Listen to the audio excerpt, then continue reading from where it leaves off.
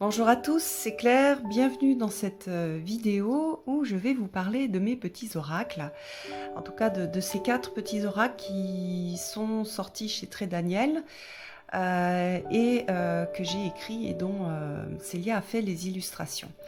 Alors ces 4 petits oracles, j'avais envie de vous les remontrer, j'en ai fait une présentation quand ils sont sortis, mais j'avais envie de vous les remontrer tous les 4 ensemble et de discuter et de vous montrer les différences qu'il y a entre ces 4, que ce soit des différences au niveau de l'esprit, de ce que ça va toucher en vous, et aussi de l'utilisation qu'on va pouvoir en faire. Donc les 4, ils peuvent être utilisés comme carte du jour, hein, comme guidance pour la journée. Ça peut être aussi des cartes de réflexion, des cartes de connaissance de soi, mais derrière ça, ça va activer des parties de vous qui vont être assez différentes en fonction de ces 4 de ces 4 thèmes. Alors, au niveau de l'écriture de ces oracles, ce qu'il faut savoir, et je pense que c'est assez commun pour tous les artistes, hein, pour les écrivains peut-être aussi, c'est qu'il y a quelque chose d'assez mystérieux qui se produit lorsqu'on écrit. On se connecte à une énergie qui est assez mystérieuse et ce qui fait que très souvent, lorsque je reçois le jeu, en fait, je n'ai pas l'impression que c'est moi qui l'ai écrit. Alors évidemment, lorsque j'écris, je me connecte. Alors, quand j'ai écrit le petit oracle des fées, je me suis connectée aux fées. Le petit oracle de Gaïa, je me suis connectée à l'archétype de Gaïa, que j'appelle pas toujours Gaïa, en tout cas à la grande mère. Pour les couleurs, à l'énergie, en fait, à la vibration des couleurs. Et puis pour les animaux de pouvoir, bien sûr, aux animaux totems. Mais il y a quelque chose en plus, quelque chose d'assez incompréhensible qui se produit et que je trouve assez fantastique et c'est ce qui fait partie de la magie de l'écriture. Et c'est aussi un processus de comme un peu un accouchement. Il y a quelque chose de merveilleux et quelque chose aussi de travail et d'enfantement qui s'est produit en tout cas pour chaque petit oracle et plus particulièrement pour celui des fées et pour celui de Gaïa. Voilà, donc maintenant je vais vous présenter un petit peu chaque petit oracle en fonction de ses particularités. Alors dans le petit oracle des fées, qui est celui qui est le plus connu et qui est le plus ancien, on a une connexion avec les fées. Et dans ce monde des fées, on a quelque chose d'assez diversifié. C'est-à-dire que à travers les fées, on a l'expression des esprits de la nature et une sorte de personnification de l'esprit, de l'essence de la nature. Donc on va avoir des fées qui vont être liées par exemple à l'esprit des racines, qui vont être très liées au contact avec la nature et au fait de se retrouver dans ce contact avec la nature, de se retrouver en lien. On est dans une société qui est qui est industrialisée, donc on vit il y a beaucoup de gens qui vivent en ville, il y a beaucoup de gens, même quand on vit dans des endroits avec on dit dans des endroits de campagne, on a quand même un rythme qui n'est pas un rythme lié à la nature, on a un rythme qui est lié au rythme humain. Et aussi, on est beaucoup en contact avec du plastique, avec des formes qui ont été créées par l'homme. Et à travers les fées, on va recontacter notre nature sauvage, notre nature liée à la nature justement. C'est-à-dire qu'on va retrouver par exemple à travers l'effet des signes du zodiaque, les rythmes en fait, et les énergies, les rythmes de la nature, pardon, les rythmes du soleil et de la terre qui tourne autour du soleil, avec donc toutes ces énergies qui sont différentes. Les énergies du bélier, elles sont très différentes des énergies du taureau. On n'a pas du tout le même le même ressenti, on reçoit pas les mêmes informations de la nature quand on est en période bélier ou quand on est en période taureau, ou pire encore quand on se retrouve en période, enfin pas pire, mais plus différent encore quand on est en période lion ou vierge. Donc on va retrouver ça, ces messages-là, et c'est cette reconnexion au cycle de la nature. Alors quand on est dans le cycle du zodiaque, ou quand on est dans le cycle de la nature, enfin des saisons, on est aussi dans les cycles de la vie. Donc on a ce lien avec la vie comme étant, non pas comme souvent on la voit, quelque chose de linéaire, mais quelque chose de cyclique. Et dans nos vies, on a des cycles en fait. C'est-à-dire que on est dans un cycle de saison, on est dans un cycle de signes du zodiaque, mais on est aussi dans le cycle de la journée, on a des cycles de lune, et on a aussi des cycles de vie, et on avance par cycle, on n'avance pas de façon linéaire. Donc des fois aussi, on a des choses qui nous sont reproposées de façon différente, et on va avancer comme ça en faisant des petits ronds pour retravailler des choses, pour apprendre, etc. Donc on a vraiment cette notion de cycle qui est dedans et qui est très en lien avec donc la nature.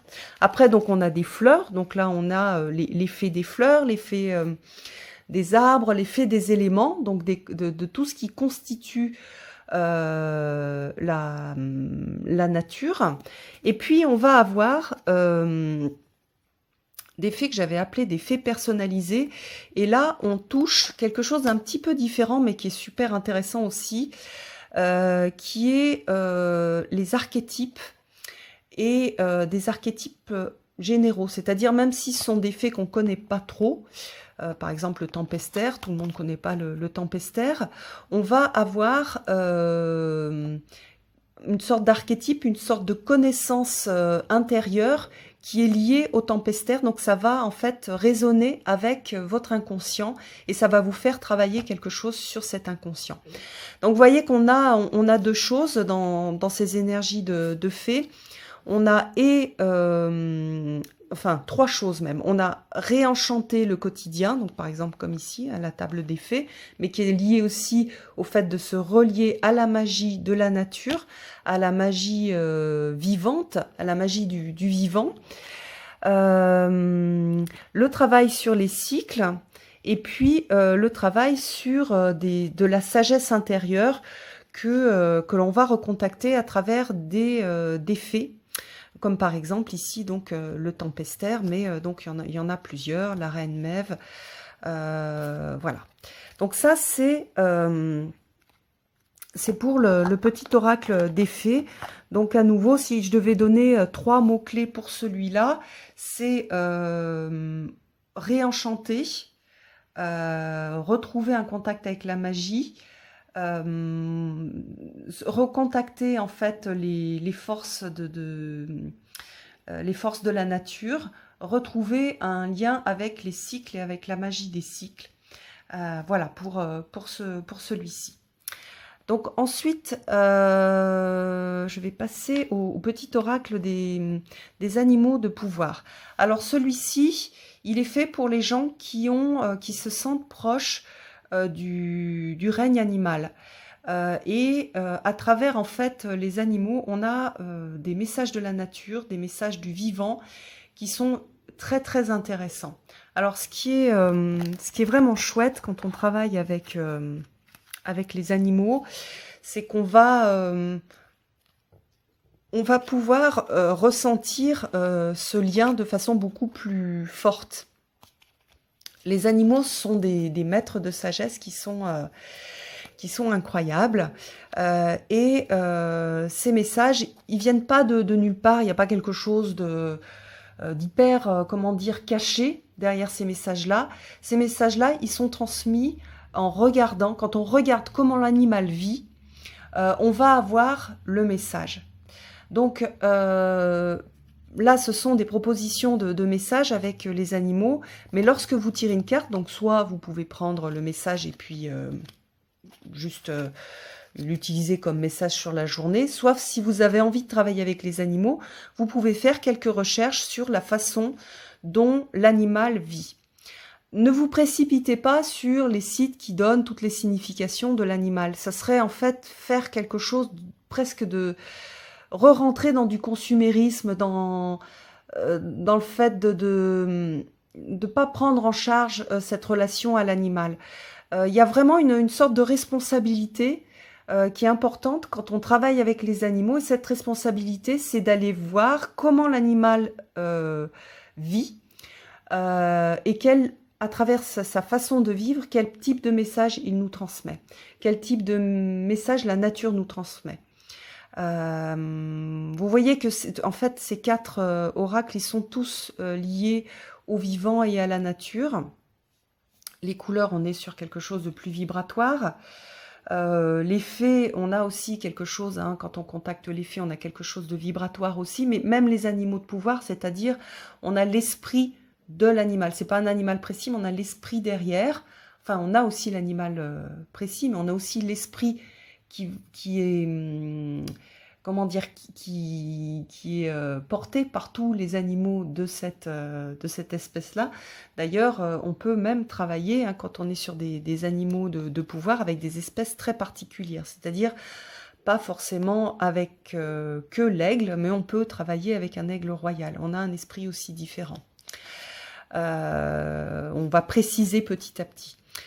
Donc tout ça pour dire que donc toutes les personnes qui travaillent, qui sont sur un chemin, alors souvent on dit chamanique, et quand on dit chamanique, on a l'impression que c'est le chamanisme amérindien. Mais en fait, toutes les traditions spirituelles anciennes ont travaillé avec les animaux. Donc c'est aussi c'est très européen. Dans le druidisme, on le retrouve, hein, on retrouve les animaux. Et dans celui-ci, on a des animaux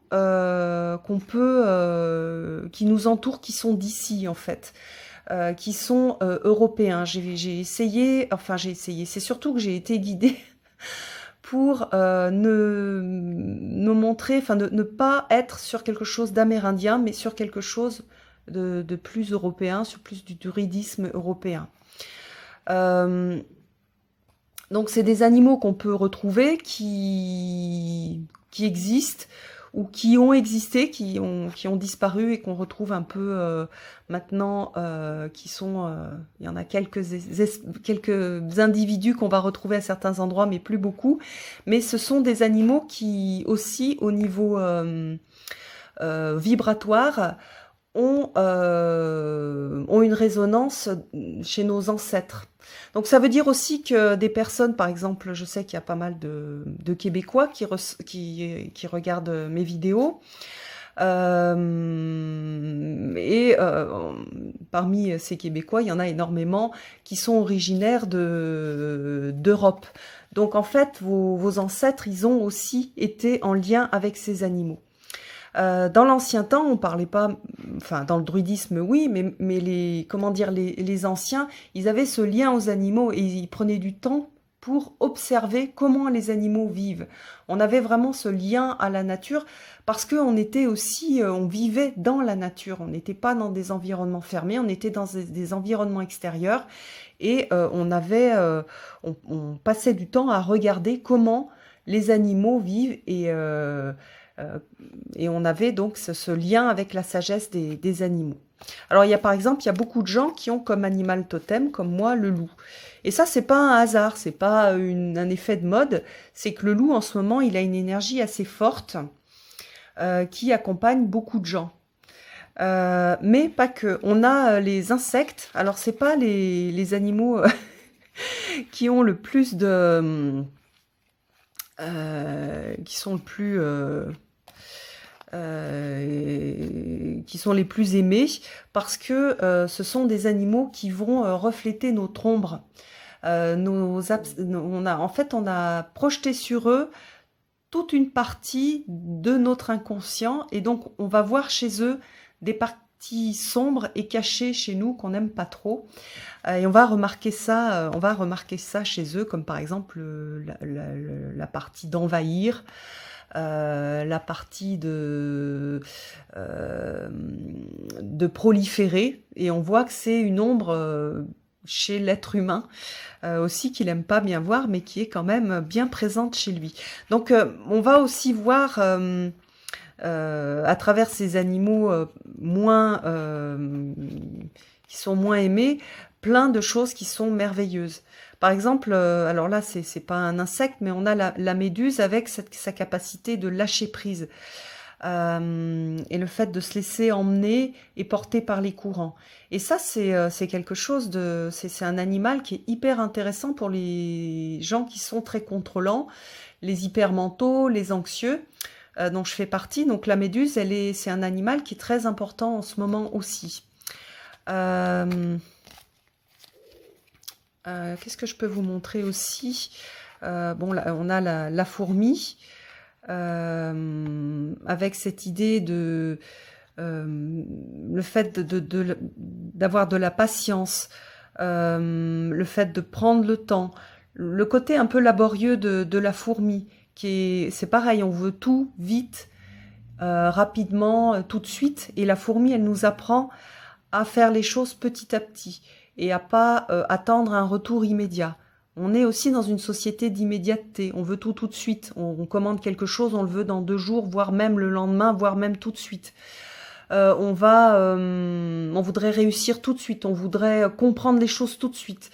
On voudrait lire un livre et ça y est, tout de suite, on a tout compris. Alors qu'en fait, la fourmi, elle nous fait l'éloge de cette patience et du temps qu'il faut pour comprendre les choses.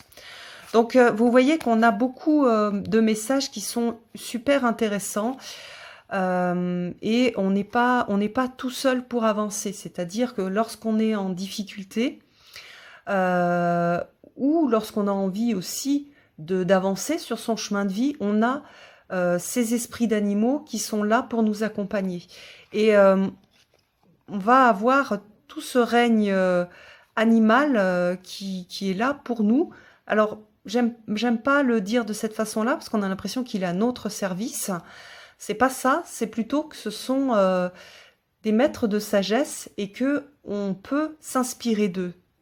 Voilà, on n'est pas comme dans nos fantasmes d'enfants d'avoir un loup ou un animal qui nous obéit au doigt et à l'œil, qui nous protège, etc. On n'est pas du tout dans cet esprit-là.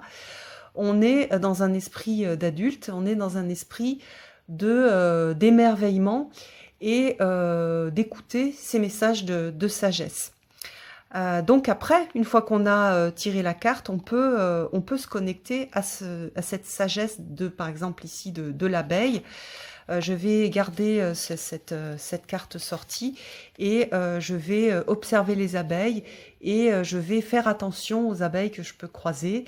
Je vais les respecter, je vais peut-être aussi faire un certain nombre de choses pour les abeilles. Voilà, on a tous après une façon particulière de se connecter aux animaux.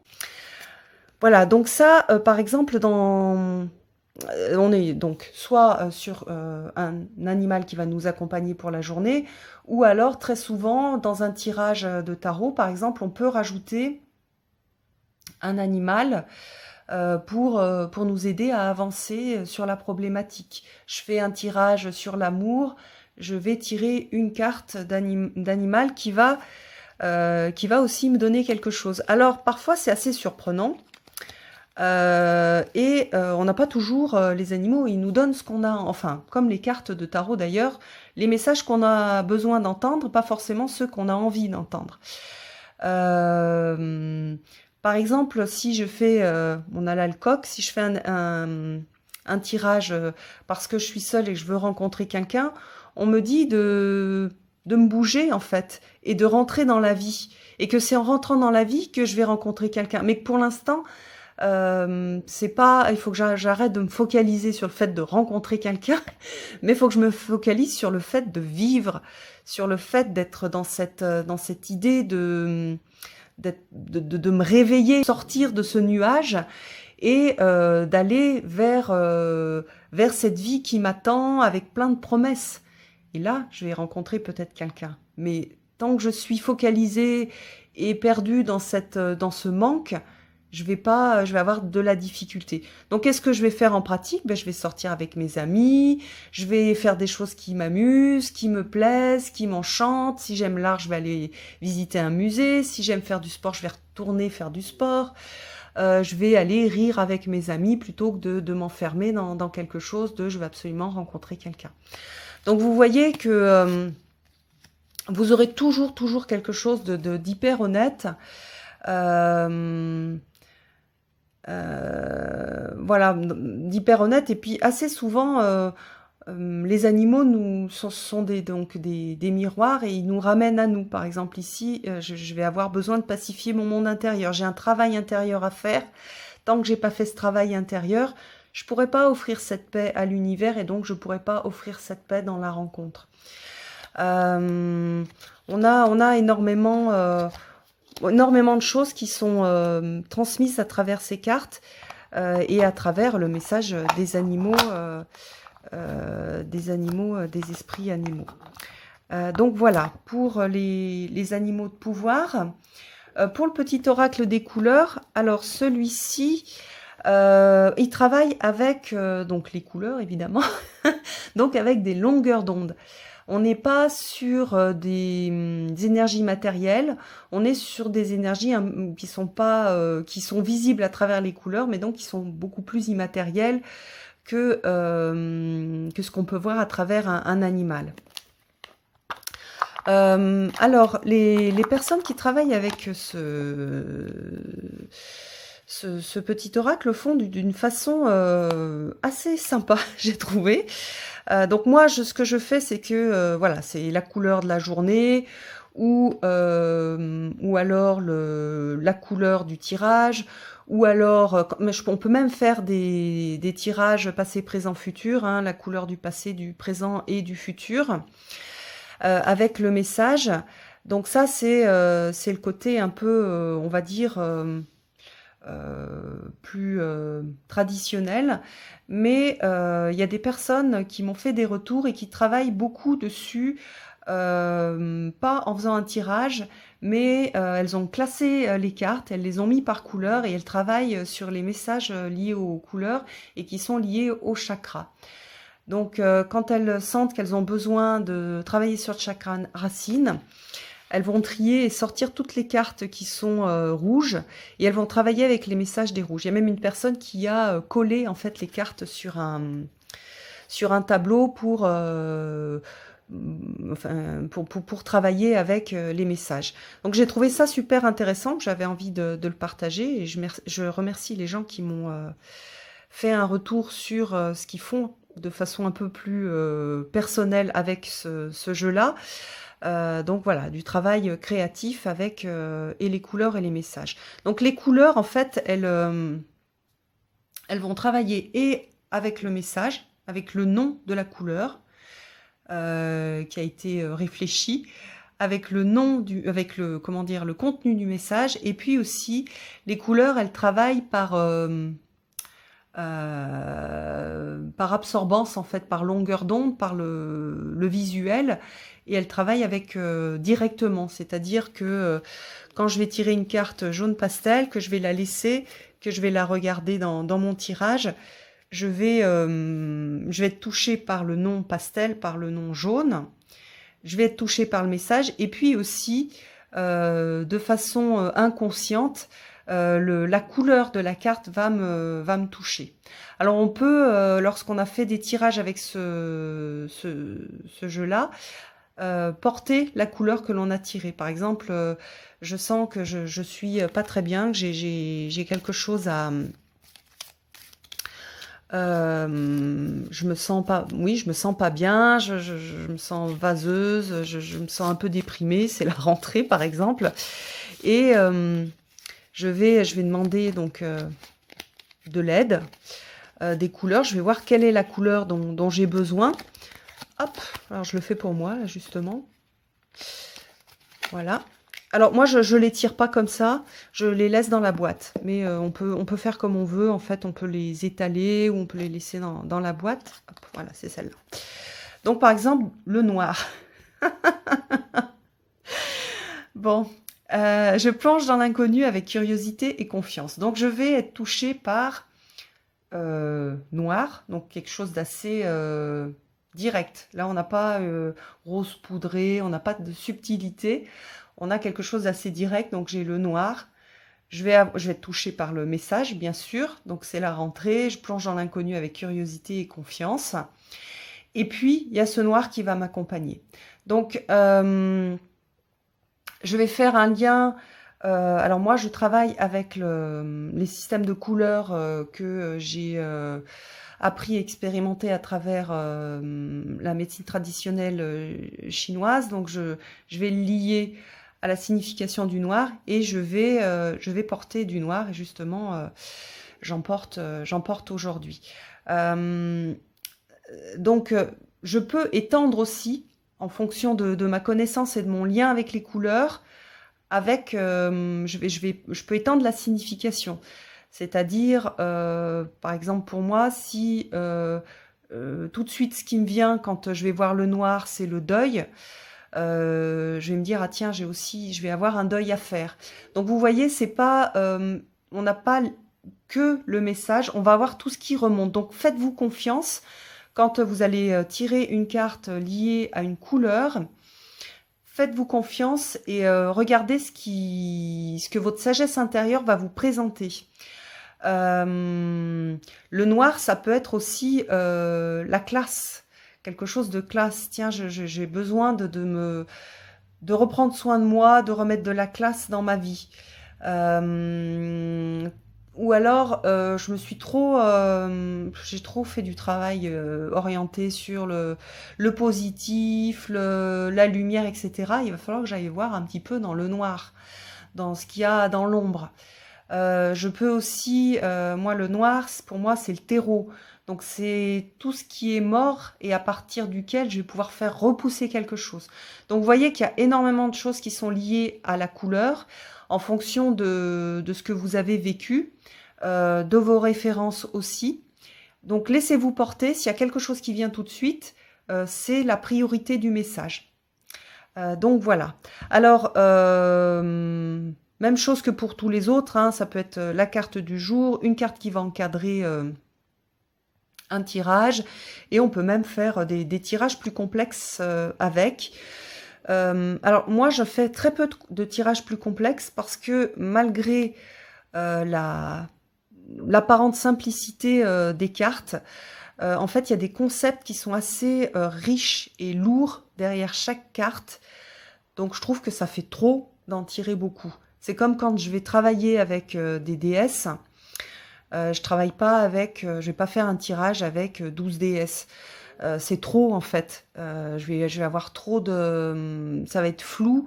Et pour moi, c'est pas du tout un travail efficace. Ben là, c'est la même chose. Si j'ai envie de travailler avec des couleurs, je vais travailler avec une ou par exemple deux couleurs. Voilà, qui vont se... Alors là, j'ai chocolat, avec l'idée de l'ici et maintenant. Et je vais travailler avec ces deux messages-là. Je vais pas travailler avec... je vais pas faire un tirage avec 10 cartes. Donc, un ou deux, même chose pour les animaux. Même si on est quand même accompagné par pas mal d'animaux, par pas mal d'esprits animaux, même si on s'en rend pas compte. Donc, il y a celui qui celui qui est lié à l'enfant, celui qui est lié... à l'adulte, celui qui est lié à un travail particulier. Mais en fonction de ce qu'on va traverser dans la journée, en fait, c'est un animal différent qui va être présent à nos côtés, même si on ne le sait pas. Voilà. Et même chose pour les couleurs.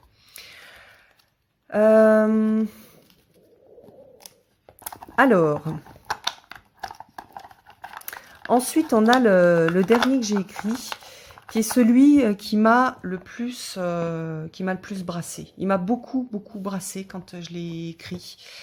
Ça a été c'est vraiment un travail des tripes. Et puis c'est un travail qui m'a profondément touchée pour une raison qui est que c'est en fait, bon, il s'appelle le petit oracle de Gaïa, mais il travaille vraiment avec l'énergie de la mer. Et ce jeu-là, C'est celui que j'utilise le plus en ce moment parce que j'ai énormément besoin d'énergie maternelle. Alors pas forcément que la mère qui materne, mais la mère qui est là pour conseiller, pour consoler, pour réveiller un petit peu quand je suis trop centrée sur quelque chose. Et on a en fait toutes ces énergies de la bonne mère. Voilà, c'est la bonne mère qui accompagne, qui est en fait qu'on appelle ici Gaïa, qui est la terre-mère, qui est toutes les énergies en fait maternelles, mais qui sont pas que des énergies maternantes. Ça veut dire qu'on n'a pas, elle est pas tout le temps en train de nous dire oh mais ça va, ma pauvre petite chérie, tout va bien aller, etc. Pas du tout. Quand il faut nous secouer, elle va nous secouer. Quand il faut nous donner une direction ou nous conseiller quand on ne sait pas où aller, elle va être là. Donc, pour moi, c'est vraiment un petit oracle qui est pas si petit que ça et ça m'a beaucoup surprise en fait quand en fait, chaque fois que je redécouvre les messages, je suis assez brassée et secouée et aussi je me sens vraiment accompagnée. Donc celui-là, pour moi, il est vraiment super chouette pour toutes les personnes qui ont un déficit de... ça fait un peu déficit de calcium, mais qui ont un déficit de mer en fait, qui ont soit manqué d'une partie d'énergie maternelle parce que soit leur mère pouvait pas leur donner parce elles étaient en manque aussi. Hein. On a vraiment des lignées difficiles de féminines et donc on est tous, hein, on a tous besoin de cette énergie maternelle. C'est pour ça d'ailleurs qu'on a un grand retour du féminin dans cette ère du Verseau. Hein. On voit toute l'émergence des déesses, etc. On retrouve et on sent cette énergie qui pousse et qui est une énergie qui va vraiment qui nous accompagne et qui est une belle énergie, qui est pas une petite énergie fragile, hein, qui est une énergie très puissante et on le voit à travers le nombre de personnes qui travaillent de plus en plus avec les déesses et puis ce type de jeu aussi qui sort et qui pour moi est dicté par cette énergie grandissante qui pousse chez tout le monde. Et donc du coup, ces cartes-là, elles sont là pour avoir cette guidance de la mère, de la grande-mère, mais d'une mère aussi beaucoup plus présente. C'est-à-dire que pour moi, c'est une énergie, ça pourrait être l'énergie de grand-mère aussi, l'énergie de la grand-mère. C'est cette grand-mère qui est là à côté de nous et qui nous voit vivre, qui nous voit espérer, qui nous voit pleurer, qui nous voit rire et qui va nous donner sa sagesse d'ancienne à travers ces cartes-là. Et plus je l'utilise, plus je suis complètement époustouflée. Et ça tombe toujours hyper bien. Lorsque j'ai l'impression que ça tombe à côté, c'est que moi, je suis à côté de la plaque. Voilà, donc j'ai vraiment... je l'aime beaucoup, beaucoup. C'est pas parce que je l'ai écrit, sûrement aussi, hein, parce qu'on écrit des choses qui nous parlent, et c'est parce que que j'avais besoin de cette énergie, que je l'ai appelée, et que du coup, elle est sortie sous forme de ce petit oracle. D'ailleurs, c'est pas un thème, hein, c'est pareil, c'est une synchronicité qui est assez intéressante. C'est pas un thème que je sais pas si je l'avais vraiment proposé. En tout cas, j'étais pas dans l'idée de travailler là-dessus. Et c'est très Daniel qui m'a dit on aimerait bien un petit oracle sur Gaïa. Et j'étais pas forcément partie là-dessus. Et en fait, cette synchronicité m'a vraiment apporté quelque chose de vraiment de merveilleux, un outil merveilleux dont j'ai beaucoup, beaucoup besoin en ce moment. Alors, c'est la rentrée, donc je pense que c'est celui qui aujourd'hui me touche le plus aussi parce qu'on a cette idée de rentrée, on a cette idée de changement. Moi, je suis quelqu'un qui est anxieux, donc tous les changements, bah, c'est anxiogène pour moi, et j'en ai besoin de cette mère. Un peu comme bah, on a besoin de sa maman quand on est petit et que c'est la rentrée des classes. Bah, moi, j'ai besoin de de ce petit oracle pour cette rentrée des classes. Et il me touche énormément, et donc j'avais envie, voilà, de reparler de lui, parce que j'ai envie aussi qu'il apporte cette merveilleuse énergie à d'autres gens. Et, voilà, je l'aime profondément. Et je suis tellement contente de l'avoir. C'est pas du tout un. D'ailleurs, aucun de mes petits oracles est un oracle de pensée positive. L'idée, c'est pas du tout ça. Je trouve qu'il y a des excès dans la pensée positive que j'aime pas du tout. Ça fait énormément culpabiliser. Ce sont tous des petits oracles avec la guidance, une guidance vivante en fait. Soit à travers les faits et les archétypes, l'inconscient collectif, soit à travers les animaux, la guidance qu'ils peuvent nous donner, à travers, alors ça c'est, il est un petit peu différent celui sur les couleurs, hein. C'est une guidance de couleurs et du coup de vibration, et qui va vibrer aussi à l'intérieur. Et puis celui-là c'est aussi une guidance, donc on va voir des choses aussi sombres. Par exemple, le fait des liens qui nous retiennent au passé. Le fait, bon, bah, ça c'est une carte de la force, créer du beauté, de s'épanouir, mais préserve la santé, la responsabilité que l'on a aussi. Des fois, on n'a pas très envie, on n'a pas envie de l'avoir, celle-ci. Voilà, prends soin de ta santé physique. Quand on est, voilà, on n'est pas très bien, on a envie de ne pas manger super bien, de pas forcément prendre soin de soi. Voilà, on en a marre, mais on va avoir cette idée de la grand-mère qui dit, dis donc, t'as vu ce que tu manges? Dis donc, t'as vu le temps que tu passes à essayer d'oublier, par exemple, moi, il y a des moments, je passe énormément de temps sur les réseaux sociaux pour échapper à quelque chose. Ben, si j'ai cette carte-là, je sais que maintenant, j'ai les forces suffisantes pour bah, me prendre le temps pour faire des petites courses, pour faire un repas, pour travailler avec des énergies qui me font du bien, et puis aussi, du coup, participer à cette guérison des hommes et de la terre-mère, en commençant par moi. On a toujours tendance à essayer comment dire, de projeter sur l'extérieur et d'aller aider les autres. Et en fait, il y a quelque chose à faire pour soi en premier. Après, il y a des cartes d'engagement, de défendre l'équité. Celle-ci, c'est pareil. C'est une carte pour ceux qui connaissent les rayons, les 7 rayons. C'est une carte de rayon 7, de défense en fait, de rayon 7, pardon, de rayon 6, une carte d'engagement. Comment est-ce que je m'engage vis-à-vis de cette équité? Donc c'est une carte aussi, quand on est très centré sur soi et sur le fait qu'on n'est pas très bien, on se sent pas bien, qui permet de dire, dis donc, tu sors un petit peu de cet état un peu où tu es auto-centré, et tu vas aller regarder un peu le monde, et puis voir comment toi tu peux impacter le monde. Et c'est pas forcément aller manifester ou aller signer une pétition, ou c'est aussi comment dans ma vie de tous les jours je vais regarder comment je respecte chaque forme de vie.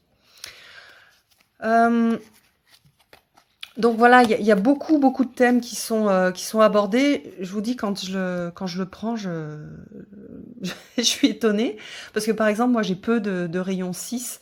Cette partie, voilà, je suis plutôt rayon 2, rayon 3, rayon 4. J'ai pas beaucoup de 6. Je suis pas, j'aime bien, j'ai pas une façon de militer et de participer au monde à travers des manifestations ou des choses assez, voilà, moi je suis assez discrète.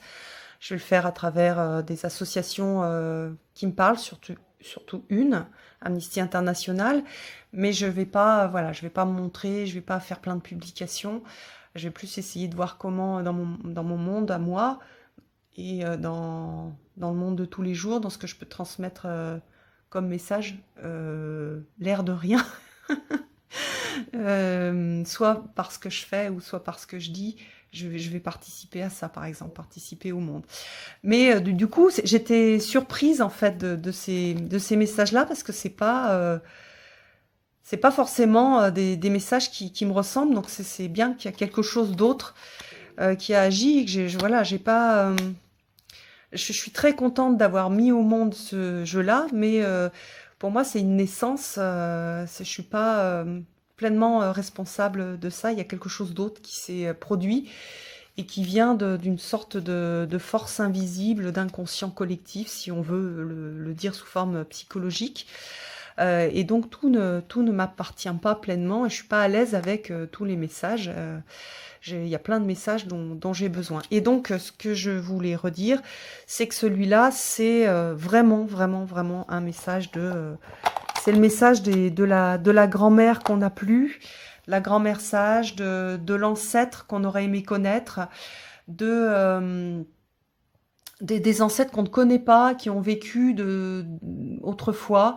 C'est vraiment je le trouve hyper puissant. Oui, je le trouve hyper puissant. Donc du coup, voilà, en résumé, réenchanter le quotidien, travailler avec les cycles de la vie, les cycles de la nature, dont on fait partie. Hein, faut arrêter de s'exclure de la nature. C'est pas nous et la nature, on fait partie. On est des êtres vivants, on fait partie de la nature. Donc se réaligner avec ces cycles. Bien comprendre qu'on fait partie de cycles, et puis un travail psychologique à travers les archétypes qui nous sont présentés par les faits qui font partie de l'inconscient collectif. S'inspirer de la nature à travers le règne animal, et voir toute la sagesse et toute la beauté des esprits animaux qui vont être là pour nous guider. Travailler tout en vibration, donc pas que avec les messages et avec le nom de la couleur, mais aussi avec la vibration de la couleur. Donc là, on travaille des énergies subtiles pour les gens qui travaillent sur les chakras ou qui veulent ajouter quelque chose Aussi, les couleurs, on a pas mal de liens émotionnels avec les couleurs, donc il y a pas mal de choses, de travail émotionnel qui est possible. Et là, vraiment, un oracle pour être avec retrouver cette bonne mère, cette bonne grand-mère qui va nous secouer parfois, nous rassurer parfois, mais qui est profondément bienveillante. D'ailleurs, dans tous les jeux, il y a une profonde bienveillance. Ça, c'est quelque chose qui est pour moi ultra important. Voilà. Donc, j'espère... Oh, je ne pensais pas mettre autant de temps. Je voulais faire une vidéo de 15 minutes. Bon, ben voilà. J'espère que ça vous aura intéressé. Et je vous invite, ces petits oracles, bon, bah, c'est moi qui les ai écrits, c'est Célia qui les a illustrés, c'est Très Daniel qui les publie, mais c'est vous qui les faites vivre. Et moi, ce que je vous invite à faire, dans cet esprit de partage, c'est de partager sur les réseaux sociaux, par exemple sur Instagram, ou si vous avez une chaîne YouTube, ou même en dessous de cette vidéo, comment est-ce que vous les utilisez, et pour donner des idées aux autres. Par exemple, la personne qui m'a donné et qui m'a dit, bah moi j'ai pris les cartes, je me suis fait un énorme tableau, j'ai collé les cartes en fonction des couleurs et je m'en inspire dans ce travail, dans le travail avec les chakras. Bah, je trouve que c'est hyper intéressant parce que c'est quelque chose que moi j'ai pas eu l'idée de faire. Et c'est quelque part, bah, vous participez aussi à la vie de ces oracles et à leur donner et à donner des idées aussi aux autres. Donc on peut faire aussi, voilà, peut-être du scrapbooking avec.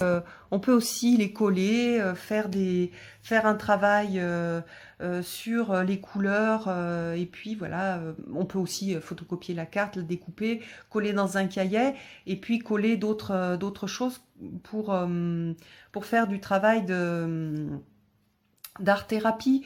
avec ces oracles et avec ces petites cartes. L'avantage, c'est qu'il n'y a pas de... alors c'est un avantage et aussi un...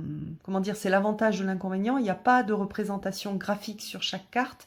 Donc vous pouvez... chaque fois, on a en fait un concept, on a quelque chose qui n'est pas matériel. On n'a pas une représentation d'ours, par exemple. Donc l'ours, c'est l'esprit d'ours qui vous accompagne et qui vous est assez propre, en fait. Et vous allez matérialiser, visualiser d'une façon peut-être différente. Donc à part sur les couleurs. Mais donc voilà, par exemple, sur les fées, on a tous une façon de... Comment dire, les esprits des fées ou les esprits des animaux, etc., c'est les mêmes, c'est universel. Par contre, la façon dont nos cerveaux vont imager, vont transformer cet esprit immatériel en image est très différente en fonction des gens. Donc certains vont voir des petites fées avec des petites ailes, donc d'autres comme moi vont voir plutôt des choses qui ressemblent au dessin de Brian Froud, donc des fées plus comme des morceaux d'arbres ou des morceaux de champignons, et puis d'autres un peu avec des ailes, mais pas que. Voilà, et puis la façon de représenter des animaux, c'est la même chose. L'animal qui va vous accompagner, moi, mon loup, c'est un loup qui m'est propre. C'est pas c'est un loup qui est... j'ai une vision très très précise de ce loup-là. Bon, je n'ai pas forcément envie de le partager, mais voilà, il a une certaine couleur, un certain pelage. Je vois aussi la meute à laquelle il appartient. Donc on va aussi créer tout un univers autour qui nous est propre et qui est créé par comment dire, notre inconscient, notre personnalité aussi. Mais l'esprit est le même, c'est-à-dire que moi, je vais construire tout ça, c'est ce qui va faire que je vais pouvoir travailler avec. Mais derrière, il y a exactement comment dire, il y a un esprit qui est général, qui est commun. Donc je ne suis pas la seule à travailler avec cet esprit-là, mais je suis la seule à le visualiser de cette façon-là. Voilà, bon, je vous embrasse tous, je vous envoie plein de bonnes vibrations pour cette rentrée, et puis je vous donne rendez-vous pour d'autres vidéos. À bientôt!